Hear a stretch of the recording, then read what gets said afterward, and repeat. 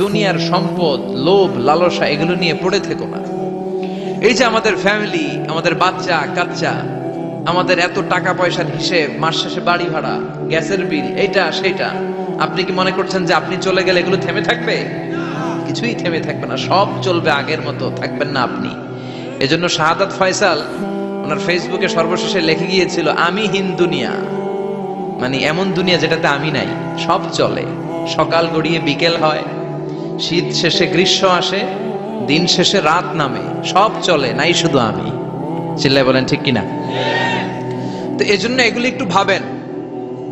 অনেক ব্যস্ত আমরা, এই দুনিয়ার পুরো জীবনটা এটা হচ্ছে লালসাময় একটা জীবন, লোভ, মরিচিকা, মায়াজাল। এই মায়াজালে আমরা আটকে আছি, ফলে মৃত্যুর কথা আমরা ভুলে গিয়েছি। পাগলের মতো ছুটছি, আরো টাকা লাগবে, আরো খ্যাতি লাগবে, আরো যশ লাগবে, আরো দাপট লাগবে। আমার এত টাকা দিয়ে কি হবে? এত সম্পদ দিয়ে কি হবে? এত ব্যস্ততা দিয়ে কি হবে তোমার? স্টপ, থামুন, অনেক হয়েছে, আর না। থামুন, take a rest, take a breath and think about death. Think that you have to go back to your Lord. একটু বসেন না, একটু ভাবেন যে আমাকে চলে যেতে হবে, চলে যেতে হবে। এই কোলাহল, এই ব্যস্ততা, এগুলো থাকবে, থাকবো না আমি। সাইয়েদনা ওমর ফারুক বলেছেন, মুতু ক্বাবলা আন তামুতু, মরার আগে একবার মরো। হাসিবু ক্বাবলা আন তুহাসাবু আলাইকুম, তোমার হিসাব নেওয়ার আগে তুমি একবার নিজের হিসাবটা করো না। কাগজ বের করে একটু লিখো না, কি কি ভালো কাজ করছিলা, যেগুলো দিয়ে নাজাতের ওয়াসিলা হতে পারে, 1 2 3, আর কি কি আকাম কুকাম করছো দেখো না, লিখে দেখো তোমার অবস্থাটা কি। মরার আগে একবার মরো। মরার আগে খাটের মধ্যে শুয়ে শটান করে চোখ বন্ধ করে একবার মরার ভান করে দেখেন কেমন লাগে। চোখটা বন্ধ করেন আর ভাবেন আপনি নাই, কি কি হতে পারে ভাবেন। আপনার ছেলে মেয়েরা কান্না জুড়ে দিবে, আপনার প্রাণের স্ত্রী বিলাপ শুরু করে দিবে, বন্ধু বান্ধবের চিৎকার আর মাতম, স্থানীয় এলাকার মসজিদে ঘোষণা, অমুক এলাকার নিবাসী অমুক ভাই, অমুকের ছেলে অমুক দুনিয়ায় নাই। সব আত্মীয়রা চলে আসবে, ফেসবুকে স্ট্যাটাস দেয়া হবে, সবাই সবাইকে জানাবে বিকাল 4টায় অমুক হাই স্কুল ময়দানে আপনার জানাজা। ছুটে আসবে, সবাই ছুটে আসবে আপনাকে শেষ বিদায় দিতে, গুড বাই জানানোর জন্য, আল ওয়াদা, বিদায় জানাতে আসবে সবাই। 4 তাকবীর দিয়ে আপনার জানাজা হবে, অশ্রুসিক্ত জানাজায় আপনার বিদায় হবে। কাঠের খাটিয়ার মধ্যে করে কাঁধে তুলে আপনারে কবরে নেওয়া হবে, আগে থেকে খুঁড়ে রাখা কবরটার মধ্যে আপনারে বিছিয়ে দেয়া হবে, বাঁশের কচি দিয়ে তার উপরে মাটির চাপা দিয়ে সব চলে যাবে। ভাবেন না একবার চোখ বন্ধ করে, this is the circle of life, this is the nature of life. এটা সবার হবে, আমার হবে, আপনার হবে। এত মায়া, এত ভালোবাসা কই যাবে? কেউ থাকবে না, সবাই আপনার অন্ধকার কবরে রেখে দিয়ে চলে আসবে। উপরে বাঁশের কঞ্চি, তার উপরে মাটির চাপা, অন্ধকার আর অন্ধকার। এই অন্ধকার যেন শেষ হতে চায় না, শুধুই অন্ধকার, ঠিক কিনা? এজন্য আমাদের চলে যেতে হবে। দাদা গেল, চাচা গেল, মামা গেল, আমাদেরকেও যেতে হবে, জোরে কোন ঠিক কিনা? একদিন মাটির ভেতরে হবে ঘর রে মন আমার, কেন বাঁধ দালান ঘর, প্রাণ পাখি উড়ে যাবে পিঞ্জর ছেড়ে,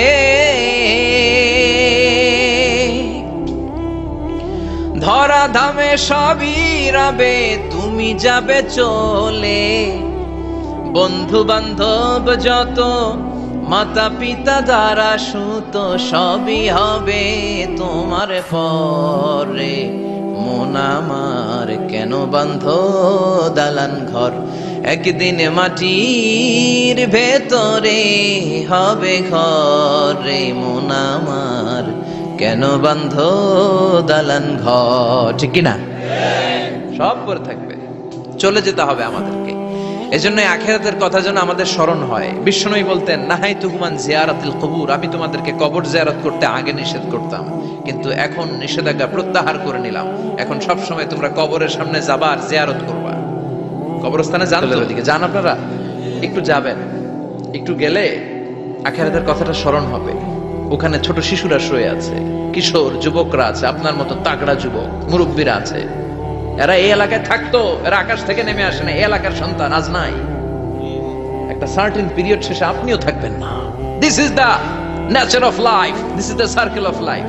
ছোট্ট শিশু হয়ে এসেছিলেন, শৈশব, কৈশোর, যৌবন, প্রৌঢ়ত্ব, আগে ছিলেন সিঙ্গেল, বিয়ে করে হয়ে গেলেন ডবল, এরপরে আল্লাহ আপনাকে একটা মেয়ে দিল, এরপরে মেয়েকে বিয়ে দিয়ে শ্বশুর হলেন, এরপরে ওই মেয়ের ঘরে সন্তান হতে নানা হলেন। আর কতদিন? অনেক দিন হলো তো, অনেক লম্বা সময় পেয়েছেন আপনি। Think about death. এবার যাওয়ার কথা ভাবেন, আখিরাতের সামানের কথা ভাবেন, ফিরে যেতে হবে। কি শক্তিশালী যুবক, বার্ধক্য চলে আসলে লাঠি ছাড়া চলতে পারে না। কুচকুচে কালো দাড়ি সাদা হয়ে যায়, দাড়ির শুভ্রতা, বয়সের ভার, রং ধরা যৌবন জং ধরে শেষ, ঠিক কি না? This is the circle of life. যুবক ভাইরা, এটাই জীবন, চলে যেতে হবে, কেউ থাকতে পারবে না, ঠিক কিনা? এটা রিমাইন্ডার আল্লাহ এই সূরার ভেতরে দিয়েছেন যে তোমাদেরকে ফিরে যেতে হবে। এই লোভ লালসা ছেড়ে দাও। রব্বুল আলামিন বলেন, আলহাকুমুত তাকাসুর হাত্তা যুরতুমুল মাকাবির। ও গোলাম, দুনিয়ার সম্পদ, লোভ লালসা তোদেরকে পাগল বানিয়ে দিয়েছে। এই লোভ পাগলামি কোনোদিন তোদের থামবে না যতদিন না তোরা কবরে ঢুকবি, ঠিক কিনা? কার কথা? আল্লাহ বললেন, দুনিয়ার সম্পদ আর লোভ আর মোহে তোমরা গাফেল হয়ে গিয়েছো। আখিরাতের কথা বেমালুম তোমরা ভুলে গিয়েছো। কিন্তু আখিরাতে তোমাদের যেতেই হবে, কবরের বাড়িতে তোমাদের ঢুকতেই হবে, ঠিক কিনা? যেতেই হবে, আমরা ভুলে যাই। আলহাকুমুত তাকাসুর, অতিরিক্ত পাওয়ার লোভ, বেশি বেশি খাওয়ার লোভ, বেশি বেশি জমানোর লোভ মানুষকে গাফেল বানিয়ে দিয়েছে। এটা মানুষের স্বভাব। আরো চাই, আরো চাই, এই স্বভাবটা আছে না নাই? এই আরো আরো আরো চাই, এই স্বভাবটাই মানুষকে কুড়ে কুড়ে শেষ করে দিয়েছে। এত লাগবে কেন তোমার? চাহিদার কোনো শেষ নাই। Unlimited demand of human being. যার আছে বেশি তার চাই বেশি। যার সাইকেল আছে তার হুন্ডা চাই, হুন্ডা আছে তো প্রাইভেট কার চাই, প্রাইভেট কার আছে তো প্লেন চাই, প্লেন আছে তো হেলিকপ্টার চাই, হেলিকপ্টার আছে তো ওইটা চাই, ওইটা আছে তো সেটা চাই, ঠিক কিনা? এলাকার মেম্বার যে হয়েছে চেয়ারম্যান হতে চায়, আছে না নাই? চেয়ারম্যান সাহেব এমপি হতে চায়, আছে না নাই? এমপি সাহেব মন্ত্রী হতে চায়, আছে না নাই? মন্ত্রী সাহেব প্রধানমন্ত্রী হতে চায়, আছে না নাই? কিন্তু এই দেশে সুযোগ নাই। কথা কন, এই দেশে প্রধানমন্ত্রী সিলেক্টেড। 2-3 জনের বাইরে কেউ প্রধানমন্ত্রী হইতে পারবি না, ঠিক কিনা? আমার এই জীবনে তো আমি 2-3 জনই দেখলাম। বেগম খালেদা জিয়া, মাননীয় প্রধানমন্ত্রী শেখ হাসিনার ছোট্টবেলা দেখেছি এরশাদকে, আমরা তখন ছোট। তো মানুষের চাহিদার কোনো শেষ নাই, যার আছে বেশি তার চাই বেশি। এজন্য বিষ্ণু বলেছেন, উনজুরু ইলা মান হুয়া আসফালা মিন, তোমার চেয়ে যে খারাপ আছে ওর দিকে তাকাও। ওয়ালা তানজুর মান হুয়া আ'লা মিন, তোমার চেয়ে যে ভালো আছে ওর দিকে তাকায়ও না, তোমার চেয়ে যে খারাপ অবস্থানে আছে ওর দিকে তাকাও। অনেকে নিজের অবস্থান নিয়ে সুখী না, এরকম আছে না নাই? আল্লাহ আমার এটা দিল না রে, ওইটা দিল না রে, পাইলাম না রে, কিচ্ছু হয় না, কি করব জীবনে, হতাশ। আসলে আছে কিন্তু অনেক কিছু, শুকরিয়া নাই, টাকা, ঠিক কিনা? নিজের অবস্থান নিয়ে সুখী না। কিন্তু অনেক লোক আছে তারা আপনার অবস্থানে পৌঁছতে চায়। তাদের দিকে তাকিয়ে দেখেন, আপনি যে অবস্থানে আছেন এই অবস্থানে পৌঁছাটা অনেকের কাছে স্বপ্ন। তারা প্রতিনিয়ত সংগ্রাম আর স্ট্রাগল করে যাচ্ছে আপনার অবস্থানে পৌঁছতে, আর আপনি এটা নিয়ে সন্তুষ্ট না। শেখ সাদির নাম শুনেছেন? বালাগাল উলা কাশাফাত দুজা, এই কবিতাটার রচয়িতা, ইরানের বিখ্যাত এক কবি। উনি একবার আর্থিক সমস্যার মধ্যে দিয়ে সময় কাটাচ্ছেন, টাকা নাই, পয়সা নাই, পায়ে দেওয়ার মতো জুতা নাই। উনি খুব দুঃখ পেলেন, হায় রে, আমি ইরানের এত বড় কবি, আমার পায়ে দেওয়ার মতো জুতা নাই। দুঃখ ভরা মন নিয়ে রাস্তায় হাঁটতে বেরোলেন। হাঁটতে হাঁটতে হঠাৎ দেখলেন একটা লোক শুয়ে শুয়ে কাঁদছে, ওই লোকটার 2টা পাই নাই, পাই নাই। উনি সেজদায় পড়ে গেলেন, আল্লাহর কাছে ক্ষমা চাইলেন, আল্লাহ অনেক দিয়েছো, শুকর আলহামদুলিল্লাহ। এজন্য যেই পরিস্থিতিতেই থাকি না কেন আমরা কি পড়বো? জোরে বলেন, কি পড়বো? এজন্য আল কানাতু মিনাল ইসলাম, অল্পে তুষ্ট থাকার নাম হলো ইসলাম। সম্পদ লাগবে কিন্তু সম্পদের পাহাড় লাগবে না, ঠিক কি না? অল্প খান, অল্প পড়েন, অল্প জামান, অল্পের ভেতরে বরকত ঢুকায়া দিছে কে? দেখবেন যাদের সম্পদ অল্প তারা সুখী বেশি। জরিপে এটা দেখা গিয়েছে, অনেক সার্ভেতে এটা এসেছে, যারা সম্পদশালী এরা দুঃখী বেশি, এদের দুঃখ বেশি, টেনশন বেশি। খুব স্বাভাবিক, টাকা যার বেশি রোগ তার বেশি, টাকা যার বেশি টেনশন তার বেশি। টাকা যার বেশি ঘরে শান্তি তার কম, আছে না নাই? ঘরের ভেতরে অশান্তি, ছেলে কথা শোনে না, ছেলে টানে গাঞ্জা, মেয়ে করে পরকিয়া, আছে না নাই? স্ত্রী কথা শুনে না, ভালোবাসা নাই, ঘরটা জাহান্নামের টুকরা। রোগ বালাই, এক একটা হসপিটাল বিল পরিশোধ করতে মাসে 5 লাখ 10 লাখ, আছে না নাই? কিছু খেতে পারে না, ডাক্তার একেবারে ডায়েট মেনু বেঁধে দিয়েছে, ডায়েট, ভেরি ডায়েট মেনু, এটা এটা এটা এটা কিছুই খাবেন না, শুধু গরু খাবেন না, খাসি খাবেন না, চিংড়ি খাবেন না, খালি ঘাস খাবেন, ইচ্ছে মতো ঘাস খাবেন, মানে ঘাস জাতীয় যত আইটেম আছে সব খাবেন, শাক খাবেন, সবজি খাবেন, সালাদ খাবেন, গরু, চিংড়ি, মুরগি, গোশত, ইলিশ কিছু খেতে পারে না। তাহলে রোগ বেশি, খাওয়ার মজা নাই, ঘরে সাংসারিক শান্তি নাই, খালি ব্যারাম আর ব্যারাম, ঠিক কিনা? কিন্তু সম্পদের পাহাড় করেছে।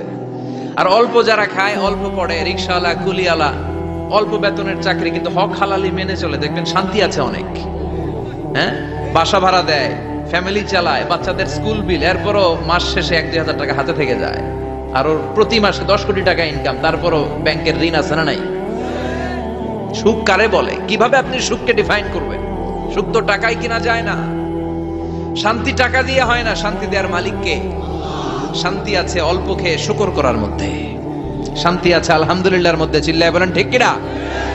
এজন্য অল্প খাবো, অল্প পড়বো, অল্প জামাবো, অল্পের ভেতরে বরকত দিয়েছে কে?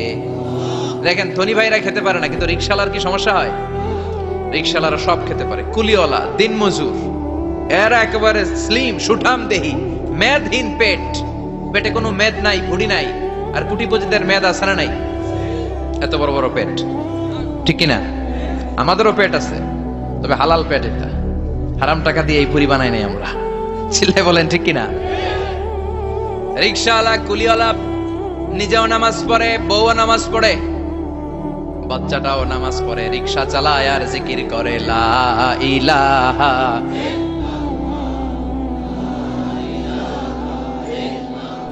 লা ইলাহা ইল্লাল্লাহু মুহাম্মাদুর রাসূলুল্লাহ সাল্লাল্লাহু। সুখ আর শান্তি, তাদের ঘরে সুখ। ধনী কোটিপতি, ভিআইপি, সিআইপিস, এদের রাতে ঘুম নাই, 1 ঘন্টা ঘুমানোর জন্য 4টা ট্যাবলেট খাওয়া লাগে, এরকম আছে না নাই? কিন্তু ঘুমের জন্য যে ট্যাবলেট খাওয়া লাগে, রিকশাওয়ালা এটা জানেই না। ওর যেখানে রাইত ওইখানেই, ওর মাথা বিছনায় লাগতে দেরি, ওর ঘুম আসতে দেরি হয়, ওর ঘুমে নাকের ডাকের আওয়াজে ট্রাকের ইঞ্জিনও ফেল। সুবহানাল্লাহ পড়েন। এজন্য অনেক বেশি সম্পদের পাহাড় করা লাগবে, এই চিন্তা যেন আমাদের মাথায় না আসে, চিল্লায় বলেন ঠিক কিনা? এজন্য রব্বুল আলামিন বলেন আলহাকুমুত তাকাসুরু হাত্তা যুরতুমুল মাকাবির। বেশি বেশি সম্পদ উপার্জনের আকাঙ্ক্ষা তোমাদেরকে আখিরাত থেকে গাফেল বানিয়েছে। এই গাফলতি কশিন কালেও তোমাদের কমবে না যতক্ষণ না তোমরা কবরে ঢুকবা। হাত্তা যুরতুমুল মাকাবির, মাকবারাতুনের প্লুরাল মাকাবির, যতক্ষণ না কবরে না ঢুকবা, কবরস্থান তোমার আবাসস্থল না হবে, ততক্ষণ পর্যন্ত এই চাই চাই মানসিকতা কমবে। মানুষের স্বভাব হলো আরো চাই, আরো চাই, আরো চাই করে ফকিরেরা। কারা? আল্লাহ গালি দিয়ে বললেন তোরা সব ফকিরনি, তোরা কি? ইয়া আইয়ুহান নাসু আনতুমুল ফুকারাউ ইলাল্লাহ ওয়াল্লাহু হুয়াল গানিয়ুল হামিদ। সুবহানাল্লাহ পড়েন। আল্লাহ ডেকে বললেন গোলাম আনতুমুল ফুকারা ইলাল্লাহ, তোমরা সবাই ফকির, ধনী হলো একজন, তিনি কে? আল্লাহ শুধু ধনী। আর মানুষের স্বভাব হচ্ছে আরো চাই, আরো চাই। ওর 2 তলা বিল্ডিং, আমার 3 তলা লাগবে, ওর 2টা গাড়ি আছে, আমার 3টা লাগবে, আছে না নাই? বিশ্বনবী বললেন কিয়ামতের আগ দিয়ে মানুষের মধ্যে আকাঙ্ক্ষায় প্রতিযোগিতা বেড়ে যাবে, প্রতিযোগিতামূলক টেন্ডেন্সি, কার চেয়ে কে বড় হতে পারে, কার চেয়ে কে বেশি টাকার পাহাড় বানাতে পারে, আছে না নাই? বিশ্বনবী বললেন ওয়া আনতারাল হুফাতাল উরাতাল আলাতা রিয়া আশ-শাইয়াতা তাওয়ালুনা ফিল বুনিয়ান। কিয়ামতের আগে এমন কিছু লোক যাদের গায়ে দেওয়ার মতো জামা ছিল না, পায়ে দেওয়ার মতো জুতা ছিল না, পেটে দেওয়ার মতো খাবার ছিল না, সমাজের কেউ তাদেরকে চিনতো না। হঠাৎ করে এই লোকগুলো ধনী হয়ে যাবে। And they will start to construct, they will compete to construct high rises building in the cities. শহরে গ্রামে এরা বড় বড় বিল্ডিং বানানো শুরু করবে। এই উঁচা উঁচা বিল্ডিং আমাদের সমাজে আছে না নাই? কৃষ্ণপুরে 2 তলা 3 তলা বিল্ডিং আছে নি? আছে। আজ থেকে 20 বছর আগে ছিল? আমি তো 20 বছর আগে যখন আসছি কিছুই ছিল না, খালি পানি আর পানি। আর এখন 2 তলা 3 তলার অভাব নেই। গরিপুর পাশে না আপনাদের? এদিকে গরিপুর। গরিপুরে যে বিল্ডিং আছে বাংলাদেশেও নাই, ঠিক কিনা? সারা বাংলাদেশের সবচেয়ে দামি জায়গা হচ্ছে গরিপুর বাজারের জায়গা, জানেন এটা? বসুন্ধরা, গুলশান, বনানী, বাড়িধারা, উত্তরার 3-4 ডবল দামে এই জায়গার, ঠিক কিনা? বিল্ডিং এর পর বিল্ডিং। আমি যখন ঢাকা যাই দেখি গরিপুর আসতেছে, মানে গরিপুরের বিল্ডিং আর শহরগুলো আস্তে আস্তে হাইওয়ের পাশাপাশি চলে আসতেছে। প্রতি বছর আইসা দেখি কিছু আগাইছে, 2-3 বছর পরে এইটা একেবারে হাইওয়ের সাথে চলে আসবে। খেয়াল করছেন? ঢাকা যাওয়ার সময় গরিপুর আগাইতেছে, খালি গরিপুরের বিল্ডিং, গরিপুরের শহর আগাতে আগাতে আগাতে ঢাকা চট্টগ্রাম মহাসড়কের কাছাকাছি চলে আসছে। এই যে বিল্ডিং বানানোর প্রতিযোগিতা, কুমিল্লা শহরে আজ থেকে 20-25 বছর আগে 5 তলা 6 তলা একটা বিল্ডিং ছিল না, এখন 10 তলা 20 তলা আছে না নাই? ঢাকায় আজ থেকে 20 বছর আগে 10 তলা বিল্ডিং খুঁজে পাইতেন আপনি? নাই। গোটা বিশ্বব্যাপী এখন টাওয়ার বানানোর প্রতিযোগিতা। বিশ্বনবী বলেন এদের কোনো টাকা ছিল না। পৃথিবীর সবচেয়ে বড় টাওয়ার এখন আরব দেশে, এদের কোনো টাকা ছিল না। আরব দেশের সৌদি আরব, কাতার, কুয়েত, বাহরাইন এখন স্বর্ণ আর তেলের খনি পেয়ে আল্লাহরে ভুলে যায়। এদের খাওয়ার মতো কিছু ছিল না। এদেরকে আমার দাদারে শুনতাম বলতো কাবলিওয়ালা বলতো। কি বলতো? এদেশে আসতো জায়নামাজ, তসবিহ ছড়া, খেজুর টেজুর বিক্রি করার জন্য। এরা জেলে পাড়ার লোক ছিল। আরব সাগরের তীরবর্তী এলাকার মানুষ, সাগরের মাছ মেরে এরা জীবন ধারণ করতো। আল্লাহ এদেরকে তেলের খনি দিলেন, গ্যাসের খনি দিলেন। এখন তারা বড় বড় টাওয়ার বানায়, আছে না নাই? বুর্জ আল খলিফা, কি উঁচা বিল্ডিং, 828 মিটার উঁচু। জেদ্দা আছে 1000 মিটার উঁচু কিংডম টাওয়ার। তাইওয়ানে আছে তাইপেডাং টাওয়ার 101 তলা। মালয়েশিয়া আছে পেট্রোনাস টুইন টাওয়ার 88 তলা। চায়নাতে আছে সাংহাই টাওয়ার, একটার পর একটা টাওয়ার। প্রতি বছর অ্যানাউন্স করতেছে যে ওদেরটা আছে আমাদেরটা বড় বানাও। কাতার কয় ওরা বানাইলে আমরা পারবো না কেন, আমরা বানাবো আরো বড়, আছে না নাই? শাগালাত কুমুত তাকাসুর, যে আরো লাগবে, আরো বড় হতে হবে, এই টেন্ডেন্সি মানুষকে আখিরাত থেকে একেবারে গাফেল বানিয়ে দিয়েছে। চিল্লায় বলেন ঠিক কিনা? টাকার পাহাড় বানাতে চায়, দরকার থাকলেও চায়, না দরকার থাকলেও চায়। বর্তমান পৃথিবীর সবচেয়ে ধনী লোকটার নাম জানেন কি নাম? হ্যাঁ, বিল গেটস। ওর যে কত টাকা ও নিজেও জানে না। ওর পকেট থেকে যদি $100 একটা বান্ডিল পড়ে যায়, এটা তুলতে ওর যত সময় লাগবে, ও না তুলে যদি হেঁটে, যে আইডিয়া নিয়ে হাঁটতেছিল ওইটা নিয়ে হাঁটে, ওদিকে আরো বেশি ইনকাম হয়ে যাবে। এত টাকা তার, এটা তোলার সময় তো তার নাই। ওয়ারেন বাফেট নাম শুনছেন? হাজার হাজার কোটি ডলারের মালিক। Prince Walid bin Talal, Saudi ধনকুবের নাম শুনেছেন? ওর একটা বিমান আছে, প্রাইভেট জেট প্লেন। এই বিমানটার 70% মেড অফ গোল্ড। বিমানের 70% স্বর্ণ দিয়ে বানানো। গত কয়েক বছর আগে আমি ব্রুনাই গিয়েছিলাম। ব্রুনাইয়ের সুলতানের নাম হাসান আল বালখিয়া। উনি একটা প্যালেস আরবিতে বলে কাসার, মানে হচ্ছে রাজপ্রাসাদ। পৃথিবীর সবচাইতে বড় রাজপ্রাসাদ ব্রুনাইতে বান্দার সিরি পেগাওনে অবস্থিত। আমি গিয়েছি ওখানে। প্রায় 1800 থেকে 2000 কক্ষ আছে ওই প্যালেসে, রাজপ্রাসাদে। ওই রাজপ্রাসাদের টয়লেটের কমোড গুলো মেড অফ গোল্ড, স্বর্ণ দিয়ে বানানো। নাউজুবিল্লাহ পড়বেন না? এই হাসান আল বালখিয়া নিজে বিমান চালায়। ওর সংগ্রহে 500টা রোলস রয়েস লাক্সারিয়াস কার আছে। 500 রোলস রয়েস। গুগল, ইউটিউব যারা করেন সার্চ দিলে দেখবেন ওর কি পরিমাণে গাড়ি। রোলস রয়েস গাড়ি হচ্ছে one of the luxurious car in the world. Car ব্র্যান্ডের মধ্যে যত দামি কার ব্র্যান্ড আছে, এর মধ্যে রোলস রয়েস একটা, যেগুলোর দাম কমসে কম এদেশের টাকায় 8 কোটি থেকে 10 কোটি টাকা। আচ্ছা বলেন, এই গাড়িগুলো যারা হাই প্রোফাইলের ভিআইপিস, তারা ফ্যামিলির সবাইকে যদি একটা করে গাড়ি দেয়, একজনের কয়টা গাড়ি দরকার? 5টা, 10টা, 20টা। বললাম যে 20টা গাড়ি লাগবে ওনার। 500 গাড়ি দিয়ে উনি কি করবে? তার সংগ্রহে 500টা রোলস রয়েস।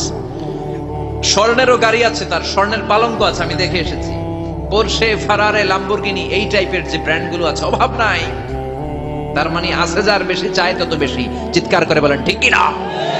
এজন্য আল্লাহ বললেন আলহাকুমুত তাকাসুরু হাত্তা যুরতুমুল মাকাবির। দুনিয়ার লোভ তোমাদেরকে আখিরাত থেকে গাফেল বানিয়ে দিয়েছে। দুনিয়ার লোভ লালসার মধ্যে পড়ে আখিরাতকে বেমালুম তোমরা ভুলে গিয়েছো। এই গাফলতি কোনোদিন কমবে না যতদিন না তোমরা কবরে ঢুকো। ঠিক কিনা? সম্পদ উপার্জনে ইসলাম বাধা দেয় না, কিন্তু সম্পদ হৃদয়ে স্থান দেয়া যাবে না। সম্পদ উপার্জন করতে হবে, খরচ করে ফেলতে হবে। বেশি সম্পদশালী হতে হলে আল্লাহর সন্তুষ্টির জন্য যাকাত দিতে হবে। কে দিতে হবে? দে জাকাত তোরা দে রে জাকাত, তোর দিল খুলবে পরে আগে খোলো খাত। দে জাকাত তোরা দে রে জাকাত। ঠিক কিনা? দিল পরে খুলবে, আগে হাত খোলেন। হাত খুললে দেখবেন দিলটারে খুলে দিয়েছে কে? সাইয়েদনা মুসা আলাইহিস সালামের জামানায় ওনার চাচাতো ভাই ছিল মিশরের সবচাইতে বড় ধনী, যাকাত দেয় নাই। তার কি করুণ পরিণতি হয়েছে কোরআনে আছে না নাই? এত সম্পদ ছিল, তার সম্পদগুলো সে সিন্ধুকে আটকে রাখতো। আর এই সিন্ধুকের চাবিগুলো আলগানোর জন্য, কাঁধে নেওয়ার জন্য 10 জন লোক লাগতো। সিন্ধুক কাঁধে নেওয়ার জন্য, সিন্ধুকের চাবির গোছা কাঁধে নেওয়ার জন্য কয়জন? তাহলে কি পরিমাণ সম্পদ ছিল? সাইয়েদনা মুসা বললেন, সম্পদের মালিক তুই হস নাই, আল্লাহ বানাইছে। কারণ বলে, ইন্নামা উতিতুহু আলা ইলমিন ইনদি, আল্লাহ আমারে সম্পদ দেয় নাই, আমি আমার মেধা খাটিয়ে সম্পদ বানিয়েছি। যাকাত আমি দিব না। মুসা বললেন, তাহলে আযাবে পড়বি। কারণ কয় পারলে আযাবান। আল্লাহ বললেন, ফাখাসাফনা বিহি ওয়া বিদারহিল আরদ, ও মুসা নিরাপদ দূরত্বে চলে যাও, এখনই ভয়ঙ্কর ভূমিকম্প হবে, আযাব দেব। কারণ সহ কারণের সব সম্পদ আমি জমিনের ভেতরে ঢুকায়া দেব। আমি নিজে কারণের বাড়ি দেখে এসেছি। মিশরের রাজধানী কায়রো থেকে প্রায় 150 কিলো দূর একটা জেলা আছে, ফায়ুম জেলা। ওইখানে কারুনকে আল্লাহ তার সব সম্পত্তি সব মাটিতে দাবিয়ে দিয়েছেন। দাবাতে দাবাতে হাঁটু পর্যন্ত যখন কারুন জমিনে দেবে যায়, ভাবছে উঠে যাবে। কোমর পর্যন্ত যখন মাটির মধ্যে দেবে যায়, ভাবছে উঠতে পারবে। গলা পর্যন্ত যখন দেবে যায়, হাত তুলা কয়, আমি ঈমান আনলাম। ও মুসা, সব সম্পদ তোর, আর তোর আল্লাহর লইয়া যা, খালি আমারে বাঁচা, আমারে। সব গাদ্দারদের একই পরিণতি। ফেরাউনরেও যখন আল্লাহ লোহিত সাগরে পানি খাওয়াতে খাওয়াতে পেটটা এত বড়, হাত তুলা কয়, আনা মিনাল মুসলিমিন, আমি মুসলমান, আমি ভালো মানুষ। আল্লাহর কোরআন সাক্ষী, সে বলেছে আনা মিনাল বনি ইসরাইলরা যে আল্লাহরে মানে, আমিও তারে মানি, আমিও আল্লাহর দলের একনিষ্ঠ কর্মী। আর পানি খাইতে পারি না, আল্লাহ বাঁচাও। আল্লাহ কয় আরো খা। শেষ, ফেরাউন শেষ, নমরুদ শেষ, কারুন শেষ। পুরো সম্পদ সহ আল্লাহ কারুনকে জামিনের ভেতরে দাবিয়ে দিলেন। এজন্য সম্পদ যাদের বেশি, যাকাত দেওয়ার দরকার আছে না নাই? দারিদ্রতা বিমোচনের জন্য যাকাত দিবেন। যাকাতের শাড়ি লুঙ্গি এইভাবে না। অনেকে কিন্তু দেয় যাকাতের শাড়ি, যাকাতের লুঙ্গি, যাকাতের গামছা, এরকম ডাকাইত আছে না নাই? বাংলাদেশে এমনও হয়েছে, যাকাতের শাড়ি দিবে বলে সে পত্রিকায় নিউজ করেছে, আর ওই শাড়ি আনার জন্য শাড়ি দিবে 5,000 মানুষ, এসেছে 5 লক্ষ। পদপৃষ্ঠ হয়ে 11 জন নারী এক জায়গায় মারা গিয়েছে। কিয়ামতের দিন আল্লাহ বিচারের কাঠগড়ায় এই বিজনেস ম্যাগনেটকে দাঁড়িয়ে সেদিন জিজ্ঞাসা করবে যে, কেন তুই এদেরকে কষ্ট দিয়েছিলি? চিল্লা এখন ঠিক কিনা? এদের মৃত্যুর দায়ভার এই শিল্পপতি এড়াতে পারবে না। যাকাতের শাড়ি, যাকাতের লুঙ্গি বিতরণের জন্য আল্লাহ তোমারে ধনী বানায় নাই। ধনীদের দায়িত্ব হলো গরিবের হাতে সম্পদ পৌঁছে দেয়া। ও ফি আমওয়ালিহিম হাক্কুন লিসাইলি ওয়াল মাহরুম। গরিব আমার কাছ থেকে সম্পদ আর যাকাত নিয়ে সে আমার প্রতি করুণা করেছে। আমি যাকাত দেই বলে আমি কোনো দয়া দেখাই নাই। কথা বুঝতে পেরেছেন? আইডিয়াটা ক্লিয়ার করে নেন। যাকাত দেয়া আমার জন্য কি?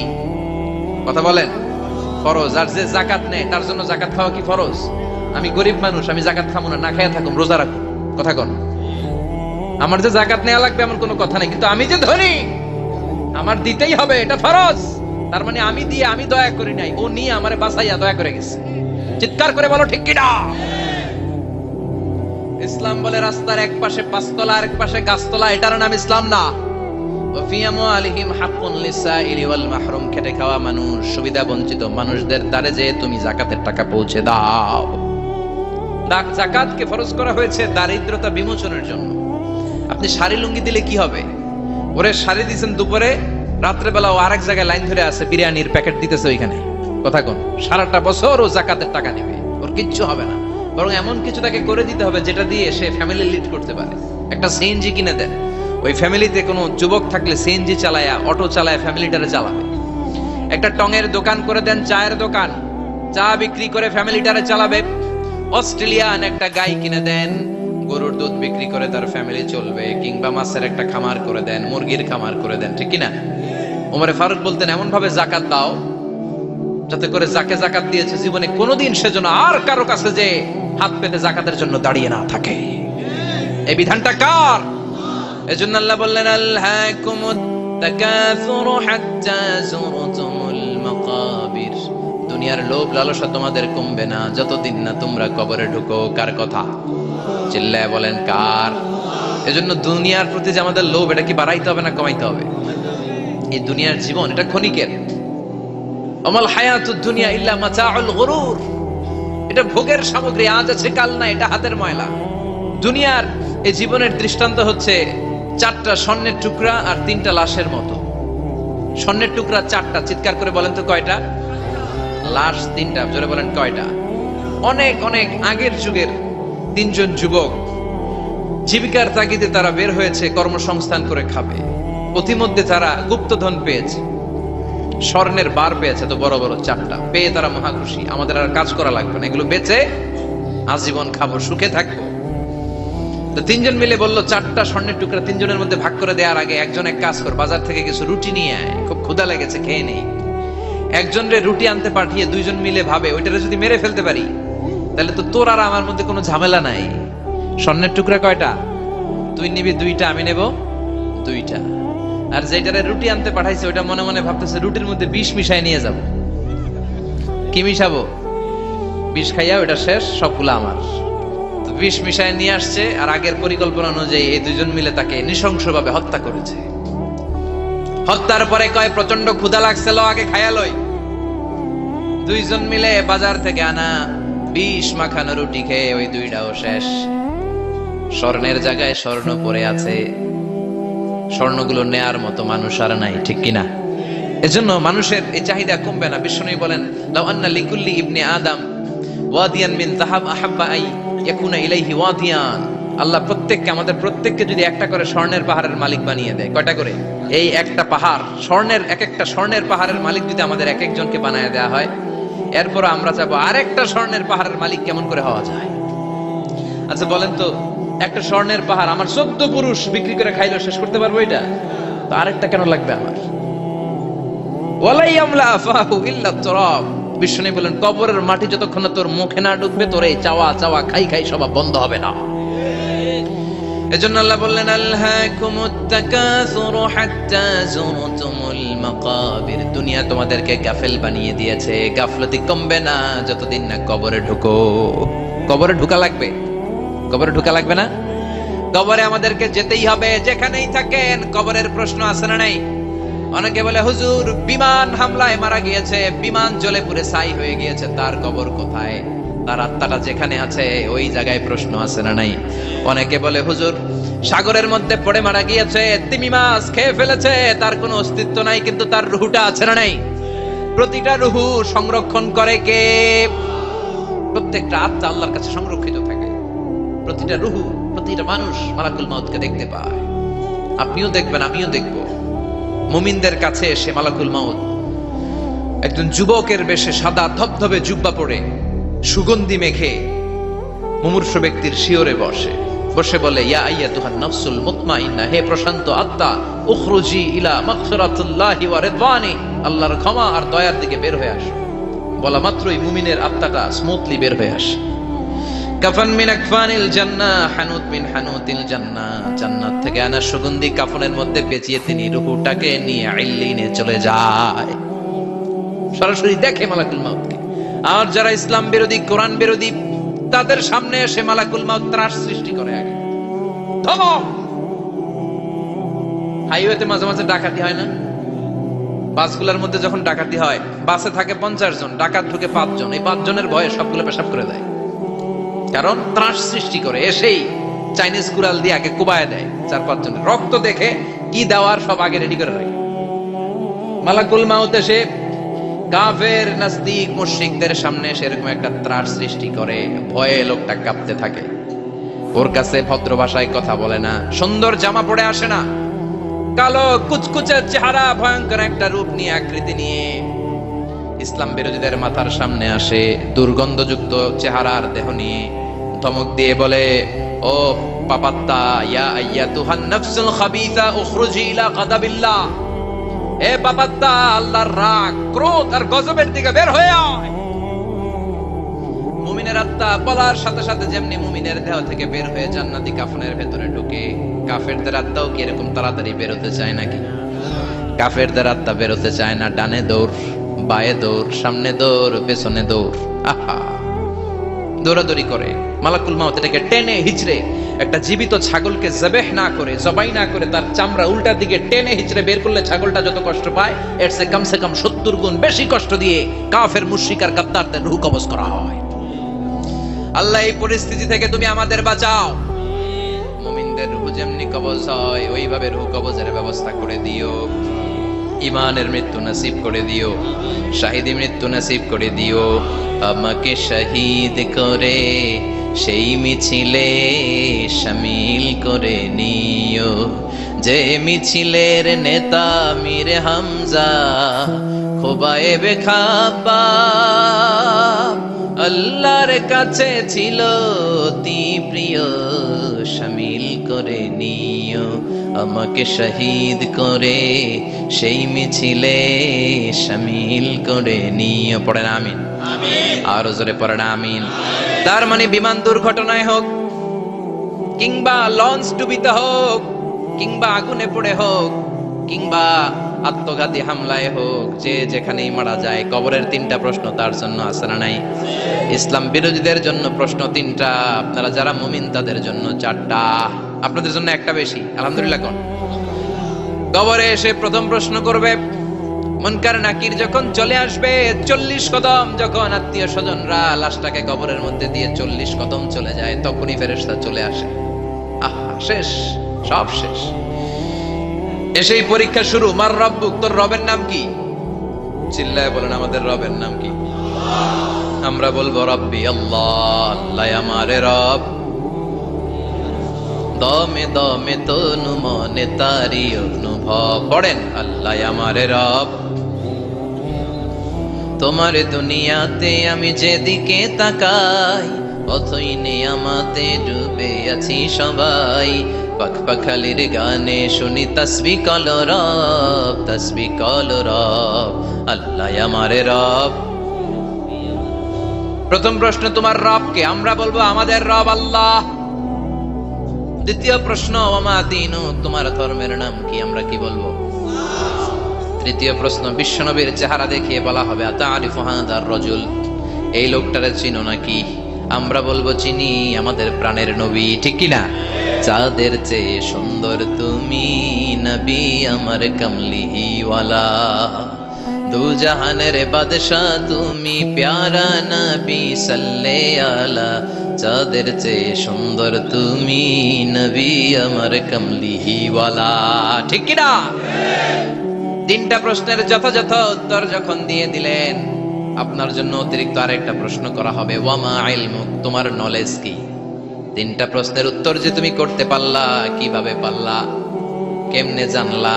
নকল করে বলছো নাকি জেনে বুঝে আসছো? নকল হয় না? নকল হয়? কৃষ্ণপুরে নকল নাই না? এখন মনে হয় এগুলো একটু কমছে। একটা সময় ছিল অনেক নকল হইতো। পাঞ্জাবের ভিতরে নকল, পকেটে নকল, টুপির ভিতরে নকল, মৌজার ভিতরেও নকল। এমনকি মেয়েরাও নকল করে পরীক্ষার হলে আসে না নাই? স্কেলের মধ্যে লিখে নিয়ে যায়, হাতের মধ্যে লিখে নিয়ে যায়, ওড়নায় লিখে নিয়ে যায়, কাপড়ে লিখে নিয়ে যায়, আসে না নাই? ফেরেশতারা বলবে নকল করছো নাকি? কেমনে জানলা? 3টা প্রশ্নের উত্তর তুমি কেমনে বললা? আল্লাহ তোমার রব, ইসলাম তোমার ধর্ম, এই লোকটা বিশ্বনবী, কেমনে চিনলা? আপনাকে তখন বলতে হবে আমি কোরআন থেকে শিখেছি, আমি হাদিস থেকে শিখেছি, আমি ইসলাম জেনে বুঝে মেনেছি, আমি আন্দাজে কোথাও ঘুরি নাই। চিল্লা এখন ঠিক কিনা? আপনাকে বলতে হবে, এজন্য শিখতে হবে, প্রতিনিয়ত ইসলাম সম্পর্কে জানতে হবে, আখের গোছাতে হবে, জীবনটাকে আলোকিত করতে হবে। চিল্লায় বলেন ঠিক কিনা? 4টা প্রশ্নই যখন হয়ে গেল, ফেরেশতারা বলবে আহলান ওয়া সাহলান ওয়া মারহাবান বিক, খোশামদেদ, কংগ্রাচুলেশন, খোশামদেদ, কংগ্রাচুলেশন, সব প্রশ্নের উত্তর তুমি পেরেছো। ফায়ুফসাহু লাহু কবরুহু 70 যিরান, আপনার কবরটারে 70 হাত লম্বা করে দেয়া হবে। ওয়ায়ুফতাহু লাহু বাবুন ইলাল জান্নাহ, আপনার কবর থেকে জান্নাতের দিকে দরজা খুলে দেয়া হবে। ওয়ায়ুলবাসু মিন লিবাসি আহলিল জান্নাহ, জান্নাতের 2টা রেশমি কাপড়ের পোশাক এনে আপনারে পরিয়ে দেয়া হবে। আর বলা হবে নাম কানাউমিল আরুস, ঘুমাও, sleep, you should get some sleep now, তোমাকে লম্বা সময় পাড়ি দিতে হবে, ঘুমাও। কানাউমিল আরুস, যেমনি বর বাসর রাতে আরামসে ঘুম দেয়, বাসর রাতে যেমনি বর কনেকে নিয়ে মধুর ঘুম দেয়, তুমিও ঘুমাও, কেউ তোমার ঘুম ভাঙবে না। মালাক ইসরাফিলের কিয়ামতের জন্য ইসরাফিলের সিংহায় যে ফুৎকার আছে, ওই ফুৎকার ছাড়া কোনো কিছুই তোমার ঘুম ভাঙাতে পারবে না। আলহামদুলিল্লাহ পড়েন। আল্লাহ আমরাও যেন 4টা প্রশ্নের উত্তর দিয়ে লম্বা একটা ঘুম দিতে পারি, পড়ে না আমিন। ওয়া আম্মাল কাফির ওয়া আহলুশ শিমাল, আর ইসলাম বিরোধী যারা, তাদের সামনে আসবে মালাকান আসওয়াদান আজরাকান, কৃষ্ণ বর্ণের দেহ, নীলাভ বর্ণের দুটো চোখ, গায়ের রং কালো, চোখের রং নীল। দেখতে কেমন লাগে? আলিফ লাইলার ভূতের মতো। কথা কন। গায়ের রং কালো, চোখের রং নীল। ফেরেশতা দুইটা আসবে, এসে ত্রাস সৃষ্টি করবে, এসে বলবে, বল তোর রবের নাম কি? মার রব্বুক। ইসলাম বিরোধী মুশরিক কাফের নাস্তিক এরা বলবে, আমি জানি না আমার রবকে, আমি জানি না, আমি তো আজীবন শুধু চেয়ার করেছি, মদ খেয়েছি, আমি ধর্ষণে সেঞ্চুরি করেছি দুনিয়ার বুকে, আমি টেন্ডারবাজি করেছি, চাঁদাবাজি করেছি, আমি মাস্তানি করেছি, আমার দাপটে এলাকার ইসলাম প্রিয়রা বাসায় ঘুমাতে পারে না। আমি ছিলাম টেন্ডারবাজ, আমি ছিলাম গডফাদার, সন্ত্রাসীদের লিডার, আমি ছিলাম ডন 1 2 3 সব, আমি ছিলাম ডনের ডন, আমি ছিলাম মাস্তান রংবাজ। রব টপ কি আমি তো জানি না। লাদ্রি লাদ্রি আমারে জিজ্ঞেস করো না। আবার প্রশ্ন করা হবে, ওয়ামা দীনুক, তোর ধর্মের নাম কি? বলবে লা আদরি, আমার কোনো ধর্ম নাই, আমার কোনো ধর্ম নাই, আমি শুধু মৌজ মাস্তিতে ছিলাম, আমি আনন্দ ফুর্তি করেছি, ইসলাম নিয়ে আমার মাথা ব্যথা ছিল না, আজীবন ইসলামরে আমি বাস দিয়েছি। চিল্লায় বলেন ঠিক কিনা? ইসলাম বিরোধীদের সাথে ছিল আমার চলাফেরা, আমার সব সাঙ্গ পাঙ্গ ছিল গুন্ডা বদমাশ ইসলাম বিরোধী। রব কি, ইসলাম কি, এগুলো আমি জানি না। আমার এগুলো জিজ্ঞেস করো, ধর্ম কি আমি জানি না, আমি কিচ্ছু মনে করতে পারছি না। 3 নাম্বার প্রশ্ন করা হবে, আচ্ছা আরিফু হাদার রজুল, দেখো তো এই লোকটারে চিনো কিনা? কয় না, চিনি না, তবে মনে হয় এই লোকটারে দুনিয়ার বুকে আমি গালি দিতাম, এই লোকটার বিরোধিতা করতাম, ব্লগের মধ্যে এই লোকটার ব্যাপারে কুৎসা রটনা করতাম, এই লোকটার কার্টুন বানিয়ে আমি হিংসা ছড়িয়ে দিতাম, এই লোকটার ব্যাপারে আমি এলাকার মধ্যে অপপ্রচার চালাতাম। ফেরেশতারা বলবে, তাই? এই ছিল তো ডিউটি। তারা এখনই আমাদের খেলা শুরু, এখনই শুরু। ফায়ুতরাকু বিমাতারিকা মিন হাদিদ, লোহার একটা হাতুড়ি দিয়ে মাথা থেকে পা পর্যন্ত পিটানো হবে, পিটিয়ে ওর গোশতর হাড্ডিগুলোকে থেতলে ফেলা হবে। ওয়ায়ুকালু লিল আরদি ইলতাইমি, কবরের দুই পাশের মাটিরে বলা হবে, এবারে দুই দিক থেকে তোরা চাপ দে। চাপ দেয়া হবে, ধাক্কা ধাক্কি করেও সে সুবিধা করতে পারবে না। মাটি আস্তে আস্তে আস্তে আস্তে দেহের দুই দিকে লেগে এমন জোরে দুইটা চাপ দিবে, ফাতাখতালিফা আতলাউহু, তার ডান পাশের পাজরের হাড্ডি বাম দিকে ঢুকে যাবে, বাম দিকের হাড্ডি ডানে চলে যাবে। বিশ্বনবী বললেন, এই হাতুড়ি দিয়ে পিটানোর শাস্তি, কবরের চাপ দেওয়ার শাস্তি চলতেই থাকবে হাত্তাল কিয়ামা, কিয়ামত পর্যন্ত। আল্লাহ এই কবরের শাস্তি থেকে আমাদের বাঁচাও। আমরা এই আযাব পেতে চাই না, আমরা যেন ঠিকভাবে কবরের 4টা প্রশ্নের উত্তর করে দিয়ে লম্বা ঘুম দিতে পারি। আল্লাহ তুমি তৌফিক দাও। এজন্য আল্লাহ বললেন, গোলাম দুনিয়া নিয়ে পাগল হয়ে থেকো না, এই দুনিয়ার জীবন আসল জীবন নয়, আসল জীবন হলো কবরের জীবন। জোরে বলেন ঠিক কিনা? এই জন্য মাঝে মাঝে কবরে যাবেন, কবরস্থানে দাঁড়িয়ে চিন্তা করবেন, এই জায়গায় আমারও আসতে হবে। দিন যাবে, রাত আসবে, বৃষ্টি হবে, শীত আসবে, কেউ আমার দেখতে আসবে না, একা থাকতে হবে, একা, বড় একা, অন্ধকার, বড়ই অন্ধকার। ওই কবরের জীবনের সামান গোছানোর দরকার আছে না নাই? ওই কবরে সুখে শান্তিতে থাকতে চাইলে নামাজ পড়ার দরকার আছে না নাই? কোরআন পড়ার দরকার আছে না নাই? ছেলে মেয়েগুলোরে মানুষের মতো মানুষ করার দরকার আছে না নাই? আজকে যিনি উপস্থাপক চমৎকার কথা বললো, আমরা যেন মাদককে না বলি, আমরা যেন ফেন্সি ডিলকে না বলি, আমরা যেন ইসলামের পক্ষে থাকি, আমরা ইসলামের কোন বিপক্ষে শক্তির সাথে যেন হাত না মিলাই, সব সময় যেন আমরা কোরআনের পক্ষে থাকি, ইসলামের পক্ষে থাকি। 5 ওয়াক্ত সালাত গুলো যেন জামাতের সাথে আদায় করি, আব্বা আম্মার যেন খেদমত করি, আর বিনয়ী মানুষ যেন হতে পারে, ঠিক কিনা? আল্লাহ আমাদের সবাইকে কথাগুলো বুঝে আর আমল করার তৌফিক দান করো।